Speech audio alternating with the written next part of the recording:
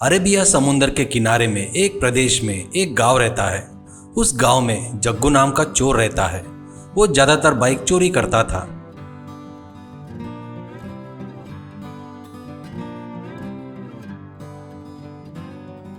उसको जब भी पैसों की जरूरत पड़ती वो गांव में जाकर बाइक को देखते रहता है। वो हमेशा नई बाइक ही ढूंढता था क्योंकि उसे ज्यादा पैसे में बेच सकते हैं करके। ऐसे कोई नई बाइक लेकर आकर कोई बैंक में जाता है तो जग्गू उस बाइक के पास आकर अपने चाबियों का गुच्छा निकालकर कई तरह के चाबियों से कोशिश करके चुटकियों में लॉक खोलकर बाइक लेकर फरार हो जाता है। उस बाइक को एक मैकेनिक को बेचता था। उसका नाम पटनायक था। वो गाड़ी को देखकर पैसे देता था पर हमेशा दोनों में तू मैं होती रहती थी। क्या भैया, जब भी देखो तब कम पैसे देते हो। गाड़ी को देखो तो शोरूम में लाए वैसी चमक रही है, थोड़ा देख कर दो भैया, कहता है तो पटनायक, ए भाई, तेरे को क्या है? गाड़ी चोरी करता, उसको बेचकर पैसे ठाट से लेकर चले जाता, उसके बाद मुझे कितनी मशक्कत करनी पड़ती है तुझे मालूम है क्या? उसके लिए नकली आरसी पेपर बनाना, पुलिस को मैनेज करना, अरे बाप रे, बहुत काम रहते हैं। वो लोग फुकट में अपना काम नहीं करते रे। सबको पैसा बांटता फिरूं तो मुझे क्या बचेगा? हाथ में कटोरा क्या? निकल रे भाई, दोबारा पैसे करके परेशान मत करना, ऐसा कहता है। एक दिन जग्गू मंदिर के पास गाड़ी एक व्यक्ति की चोरी करता है।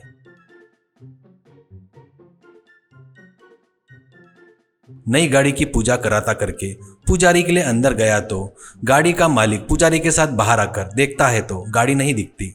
वो बहुत ढूंढता है, चिल्लाता है। बाद में पुलिस स्टेशन में आकर कंप्लेंट देता है। ऐसा ही गुरु नारायण, क्या रे, इस गांव में इतने गाड़ियां गायब हो रही है, रोज एक नया केस आ रहा है। ठीक है, आप कंप्लेंट देकर जाओ, हम लोग इंक्वायरी करेंगे। वो जाने के बाद, क्या रे कांस्टेबल, गांव में ये क्या हो रहा है? इन गाड़ियों को चोरने वाले को नहीं पकड़े तो अपनी इज्जत जाएगी, ऐसा कहता है। जग्गू वो गाड़ी लाकर पटनायक को बेचकर पैसे लेता है। जग्गू पैसे गिनकर, क्या भैया, फिर से कम दिए, मुझे काम है, 2000 तो ज्यादा दो भैया, ऐसा कहता है। पटनायक दूसरा कुछ बगैर बोले 2000 निकाल कर देता है। मांगे बराबर पैसे दिया करके जग्गू चौंक कर देख रहा था। पटनायक, ए भाई, मैं बताए वैसे किया तो 2000 क्या, कितना भी पैसा कमा सकते हो, बताता वैसे करेगा क्या? जग्गू, बताओ भैया, पैसे के लिए मैं कुछ भी कर सकता हूँ, ऐसा कहता है। पटनायक, तो तू कल सवेरे हार्बर के पास आ, वहां तुझे सब बताऊंगा, ऐसा कहता है। अगले दिन सुबह जग्गू हार्बर की तरफ जाते समय वहां पर पटनायक और एक आदमी के साथ वहां पर एक बड़ा शिप भी रहता है। पटनायक, ए भाई, इसका नाम नंदू है, इस शिप का असिस्टेंट कैप्टन है। इसने मुझे एक प्रपोजल दिया है, वो क्या है, इन्हीं के मुंह से सुन, ऐसा कहता है। नंदू, हेलो जग्गू, तू बाइक बहुत ज़्यादा चोरी करता है करके पता चला। हमारी शिप अफ्रीका देश में जाती रहती है, वहाँ पर अपनी बाइक को बहुत डिमांड है। वहाँ पर अपन ज़्यादा पैसे में बाइक बेच सकते हैं। चोरी की गाड़ी रहे तो भी वो लोग ध्यान नहीं देते, खरीद लेते हैं। अगले हफ्ते में शिप फिर से यहाँ से अफ्रीका जाएगी। इस बीच में तेरे से जितना होगा उतनी गाड़ियाँ मुझे सप्लाई कर। तू बाइक चोरी कर, वो देखो कंटेनर में रख, ऐसा कहता है। पटनायक, वैसा किया तो एक गाड़ी के 40,000 देता बोलते। मैं तेरा डील सेट किया, इसलिए मुझे हर गाड़ी के ऊपर 5,000 रुपये दिए तो बस है, ऐसा कहता है। जग्गू, अरे भाई, इतना अच्छा मौका मैं क्यों छोड़ूंगा भैया, मैं रेडी हूँ, ऐसा कहता है। शिप चली जाती है। अब जग्गू अपने काम में लग जाता है। जो मिली वो गाड़ी चोरी करके ले जाकर उस कंटेनर में रख रहा था।